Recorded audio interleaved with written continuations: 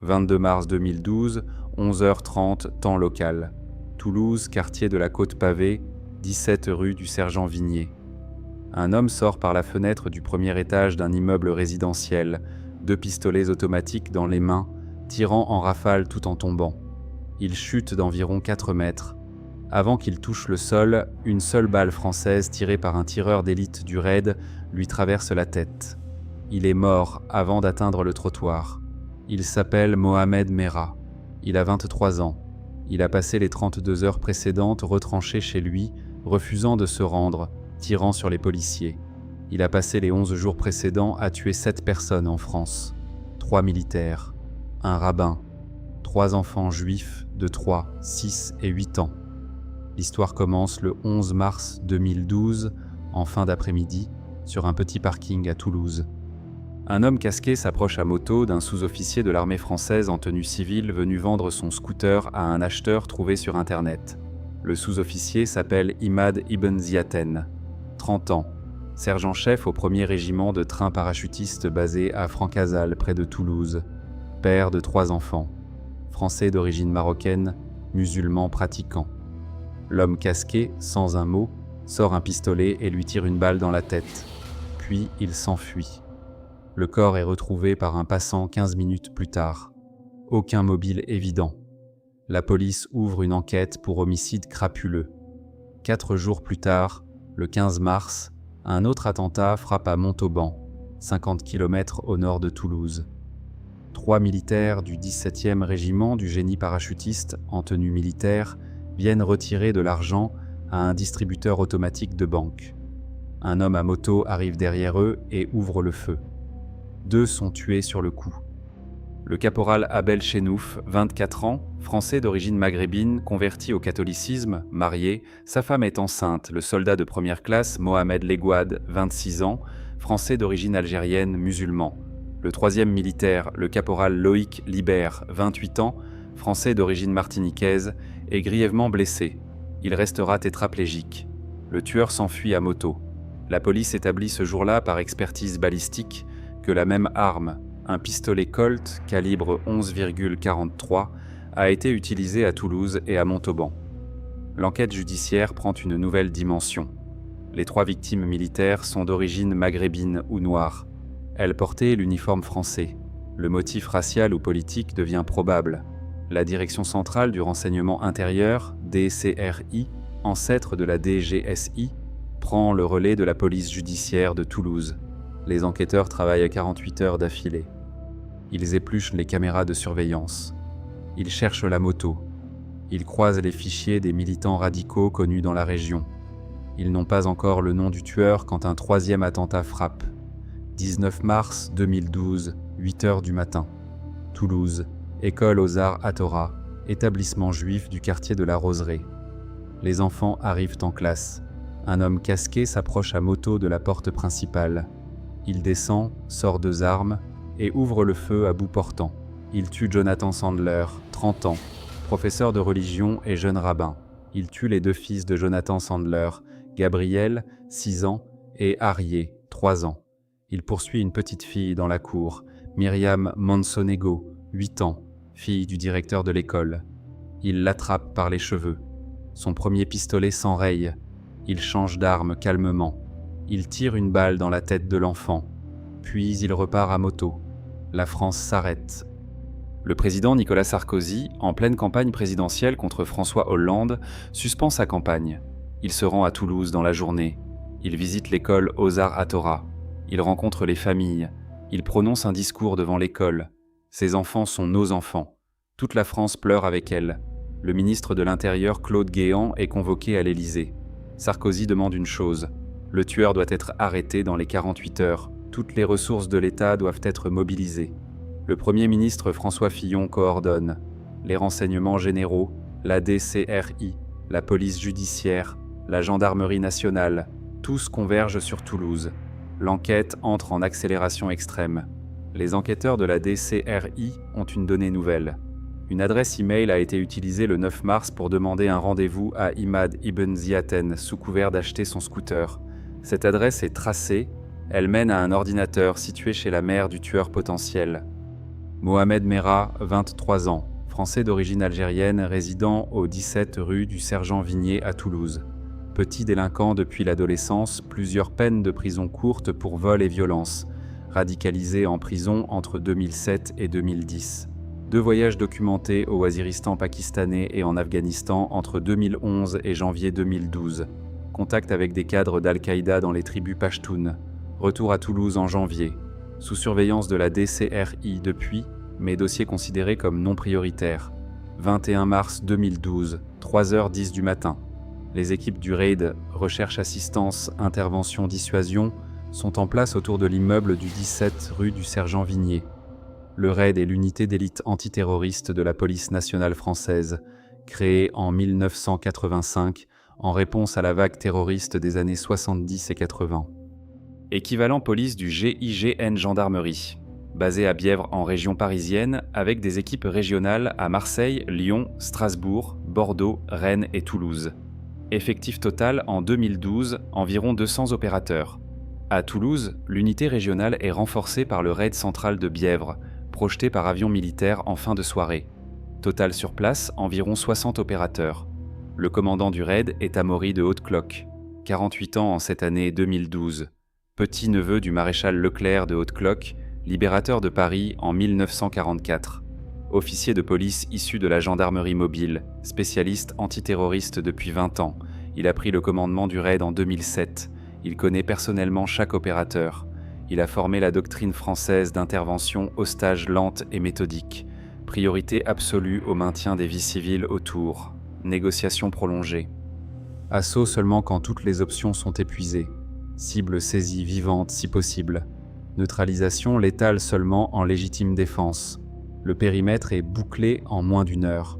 Les immeubles voisins sont évacués silencieusement. Les habitants sont conduits à un gymnase à 500 mètres. La rue est fermée. Les négociateurs du raid se positionnent. Le premier contact est établi vers 3h30 du matin. Un négociateur appelle Mohamed Merah sur le téléphone fixe de son appartement. Merah décroche. Il confirme son identité. Il confirme qu'il est bien l'auteur des attentats des 11, 15 et 19 mars. Il déclare avoir agi au nom d'Al-Qaïda pour venger la France musulmane de ses opérations en Afghanistan. Il précise qu'il ne compte pas se rendre, qu'il compte mourir en martyr. Il raccroche. À 3h50, une équipe d'assaut du raid s'approche de la porte de l'appartement. Objectif initial, forcer la porte pour prendre Merah vivant. La porte était munie d'un dispositif de blocage renforcé. À l'instant où les opérateurs tentent d'ouvrir, Merah ouvre le feu à travers la porte avec un fusil mitrailleur mini Uzi. 2 opérateurs sont légèrement blessés par éclat. Les équipes se replient dans le couloir de l'immeuble. La décision est prise. Assaut immédiat impossible sans risque disproportionné. On passe en mode négociation prolongée. Haute-Cloque coordonne depuis un poste de commandement mobile installé dans une rue voisine. Les négociations commencent à 4h30 du matin. Un négociateur professionnel du raid, formé au dialogue avec des preneurs d'otages, prend contact avec Merah par téléphone. Merah accepte de parler. Il discute pendant plusieurs heures. Il explique sa radicalisation. Il justifie ses attentats. Il évoque ses voyages en Afghanistan. Il commente l'actualité politique française. Il est calme, cohérent, presque jovial parfois. Il refuse toute reddition. Il refuse tout compromis. Il annonce qu'il attend l'assaut pour tirer sur le maximum de policiers. Il déclare qu'il a suffisamment de munitions pour tenir plusieurs jours. Il déclare qu'il a suffisamment d'armes pour tuer 30 policiers avant qu'il le tue. Amaury de Haute-Cloque prend une décision rare dans l'histoire du contre-terrorisme français. Il n'y aura pas d'assaut brutal. Il n'y aura pas de gaz. Il n'y aura pas de grenades. On va épuiser Merah par la patience. On va couper progressivement ses ressources. On va attendre qu'il fasse une erreur. Cette décision est controversée à Paris. Le ministre de l'Intérieur, le préfet de Haute-Garonne, tous demandent un assaut rapide. Haute-Cloque tient. Il connaît le coût humain d'un assaut sur un forcené armé jusqu'aux dents dans un espace clos qu'il connaît par cœur. Il refuse ce coup. Il prend sur lui l'attente. À midi le 21 mars, l'électricité de l'immeuble est coupée. Merah passe dans le noir. À 13h, l'eau courante est coupée. À 14h, la ligne téléphonique fixe est coupée sauf le téléphone dédié aux négociations. Mera se retrouve dans un appartement obscur, sans lumière, sans eau, avec pour seul contact les négociateurs du raid. Il continue à parler. Il continue à refuser. Il boit ses réserves. Il mange des conserves qu'il avait stockées. Il tire par la fenêtre de temps en temps pour signaler qu'il est toujours là. Les tirs partent au hasard vers le ciel. Aucun ne blesse personne. En parallèle, le raid mobilise des ressources techniques exceptionnelles. Une caméra endoscope est introduite dans les murs mitoyens pour observer les mouvements de Mera dans l'appartement. Un microphone directionnel est installé sur le toit d'un immeuble voisin. Des drones de surveillance, alors récents en dotation, tournent au-dessus du quartier. Chaque geste de Mera est cartographié. On sait quand il mange, quand il dort, quand il recharge ses armes. On sait qu'il possède un fusil mitrailleur mini Uzi, 2 pistolets automatiques, Colt et Glock, environ 400 cartouches restantes, une grenade défensive. On sait qu'il n'a plus qu'un radio-réveil comme source de lumière et qu'il utilise principalement le ray de lumière qui filtre par les volets fermés. La nuit du 21 au 22 mars, Mera tient toujours. Les négociations reprennent au matin. Il annonce vouloir tirer ses dernières cartouches sur les policiers avant de mourir. Il refuse la reddition une dernière fois. À 10h50 du matin, le 22 mars, Haute Cloque prend la décision finale. On va tenter l'entrée. Le raid entre dans l'appartement par la porte défoncée, à l'aide d'une charge explosive contrôlée. Mera, réveillé par le bruit, se précipite dans la salle de bain. Il ouvre le feu à travers la porte. Les opérateurs se retirent. Ils introduisent une caméra endoscope dans la salle de bain par une paroi. Ils voient Mera accroupi dans la baignoire, entouré d'armes, en train de recharger. À 11h25, la caméra montre Mera se relever. Il sort de la salle de bain en tirant en rafale. Il se dirige vers la fenêtre de la chambre à coucher. Il ouvre les volets. Il passe une jambe par-dessus le rebord. Il continue à tirer avec ses 2 pistolets sur les positions présumées des tireurs du raid sur les toits alentours. Il saute, à l'instant précis où son corps quitte le rebord, à une distance de 25 mètres, sur le toit d'un immeuble voisin, un tireur d'élite du raid, positionné là depuis 29 heures, presse la détente de son fusil de précision. Une seule balle. Elle traverse la tête de Mera au niveau du front. Il est mort avant de toucher le sol. L'action est terminée en 1 seconde. Les opérateurs au sol l'entourent immédiatement. Les armes sont saisies. Le corps est photographié pour identification formelle. Un médecin militaire déclenche le protocole de constat de décès. À 11h35, Haute Cloque annonce officiellement la fin de l'opération. 32 heures d'assaut ininterrompues. 2 policiers légèrement blessés. Aucun mort côté force de l'ordre. Aucun civil touché. Environ 300 cartouches tirées au total par toutes les parties. Le raid a exécuté sa mission dans le respect strict de sa doctrine. Neutralisation défensive, vie civile préservée. L'analyse post-opération révèle les détails de la préparation de Mera. Ses 2 voyages en Afghanistan et au Waziristan pakistanais entre 2011 et janvier 2012. Un stage de formation à l'usage des armes de poing dans une école salafiste. Un contact direct avec un cadre d'Al-Qaïda au Pakistan qui l'a validé pour une opération martyre en France. Une somme d'argent liquide reçue par mandat depuis Karachi. L'achat des armes en France auprès de sources criminelles ordinaires. La reconnaissance des cibles pendant 2 mois, l'utilisation d'Internet pour tracer les militaires, la détermination froide de la sélection des enfants juifs, choisis exclusivement en raison de leur religion. Le lendemain de l'assaut, le 23 mars, la France entière est en deuil. Les funérailles nationales des 3 militaires assassinés ont lieu le 26 mars aux Invalides. Le président de la République Nicolas Sarkozy prononce l'éloge funèbre. Les 3 soldats reçoivent la Légion d'honneur à titre posthume. Les corps des 3 enfants, Sandler et Monsonego, sont rapatriés en Israël pour être enterrés à Jérusalem, selon la volonté des familles. Les cérémonies religieuses juives ont lieu simultanément à Toulouse. Le grand rabbin de France, Gilles Bernheim, prononce l'oraison. Le rabbin Jonathan Sandler est enterré à côté de ses 2 enfants au Mont des Oliviers. L'opération Raid à Toulouse entre dans le patrimoine opérationnel du contre-terrorisme français. Elle est étudiée dans les manuels de formation. Elle est enseignée à toutes les unités d'intervention françaises. Elle valide la doctrine du siège prolongé face aux forcenés auto-radicalisés, isolés, prêts à mourir. Cette doctrine sera réappliquée à Vincennes en janvier 2015, à Saint-Denis en novembre 2015, à Toulouse encore en mars 2018. Elle sera enseignée au service antiterroriste de la Belgique, de l'Allemagne, du Royaume-Uni. Elle deviendra un modèle occidental sur la manière de traiter un tueur solitaire déterminé. Le procès des complices présumés de Mohamed Merah a lieu en octobre et novembre 2017, 5 ans après les faits. Son frère aîné Abdelkader Merah est jugé pour complicité d'assassinat. Il est acquitté en première instance en novembre 2017, puis condamné à 30 ans en appel en avril 2019. Un ami de Mohamed Merah, Feta Malki, est condamné pour fourniture d'armes. Les procès révèlent les zones d'ombre de l'affaire. Comment un homme fiché par la DCRI depuis 2011 a-t-il pu préparer et exécuter 7 assassinats sans que le renseignement français ne l'arrête à temps? Le rapport parlementaire de 2013 identifie plusieurs failles institutionnelles corrigées depuis. Amaury de Hautecloque quitte le commandement du RAID en juillet 2013.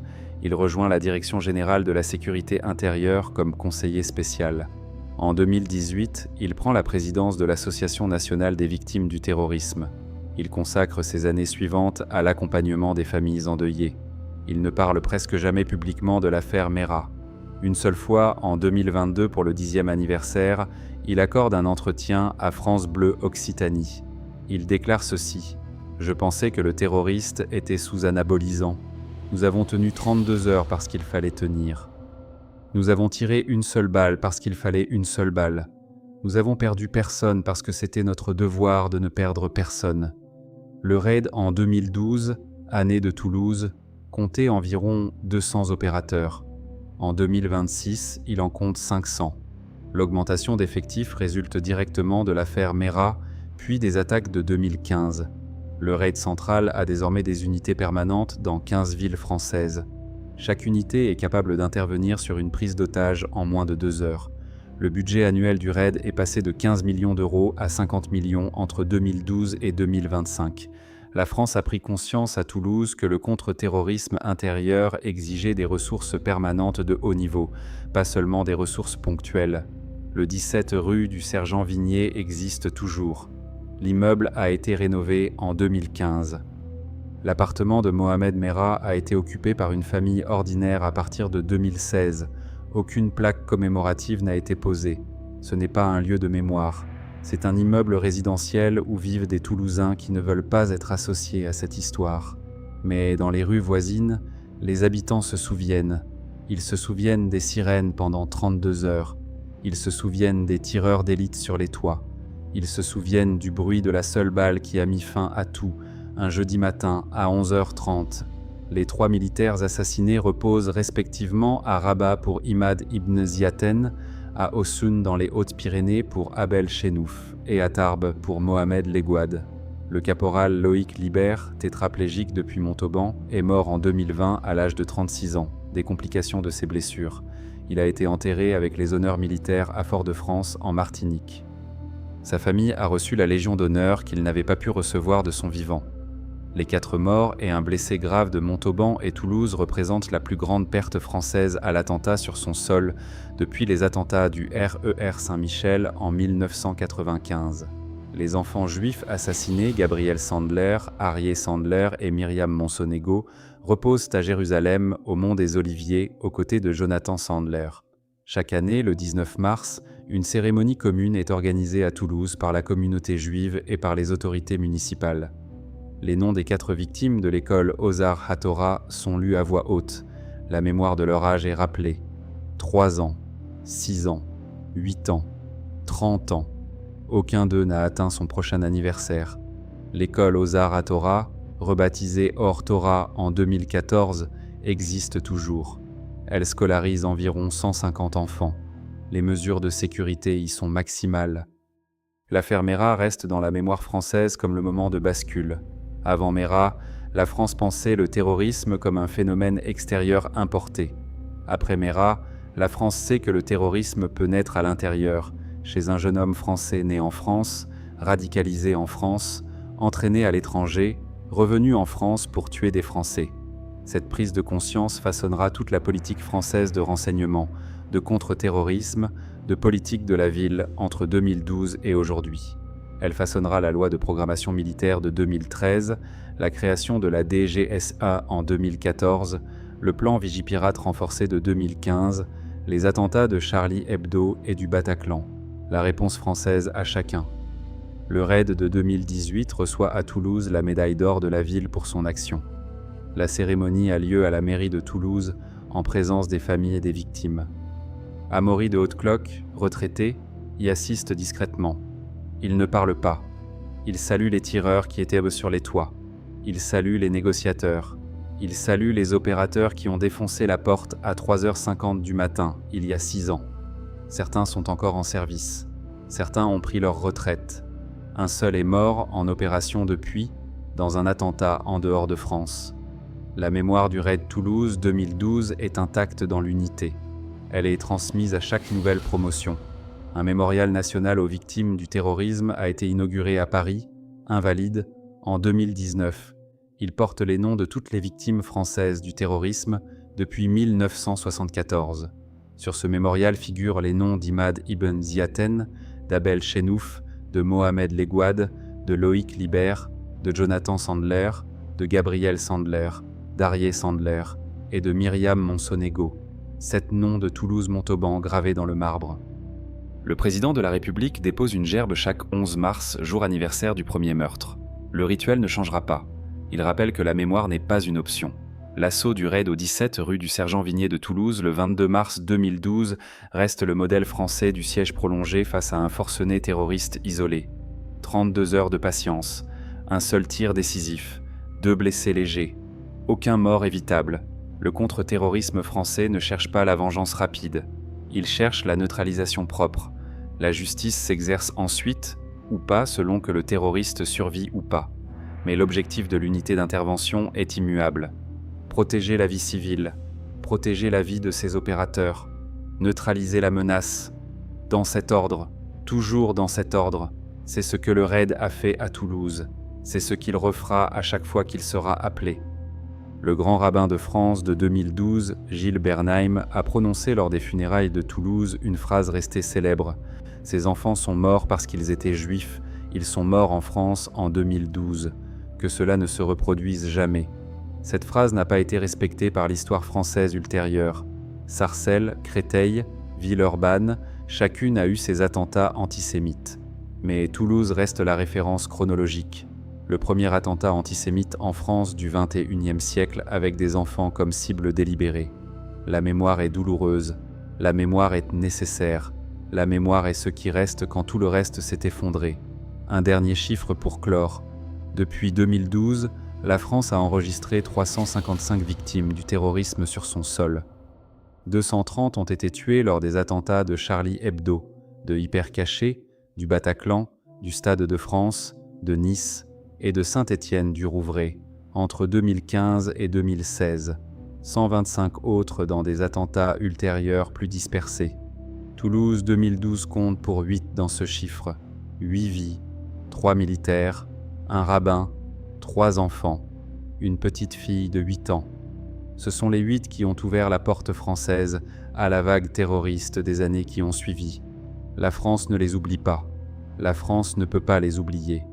À Toulouse, dans le quartier de la Roseraie, devant l'école Or Torah, une plaque de bronze porte les prénoms des 4 victimes du 19 mars 2012. Elle est simple, elle est petite, elle est fixée sur le mur, à hauteur de regard d'enfant. Les enfants qui passent devant chaque matin pour entrer en classe la voient. Ils demandent qui étaient ces gens. Les parents et les professeurs répondent. Voici Gabriel, il avait 6 ans. Voici Arié, il avait 3 ans. Voici Myriam, elle avait 8 ans. Voici Jonathan, il était leur professeur. Ils ont été tués parce qu'ils étaient juifs. Nous nous souvenons d'eux. Nous nous souviendrons toujours d'eux. Le raid français continue son travail dans le silence. 500 opérateurs répartis en 15 villes. Environ 300 interventions annuelles. Prise d'otages, forcenés, terroristes, retranchements. Chaque intervention suit la doctrine de Toulouse. Patience, négociation. Neutralisation minimale, protection civile absolue. Cette doctrine porte un nom informel dans l'unité, la règle MERA. Elle rappelle chaque jour à chaque opérateur pourquoi il faut tenir 32 heures quand une seule heure semblerait suffisante, Parce que dans ces 32 heures, personne n'est mort qui aurait pu être sauvé. C'est le contrat.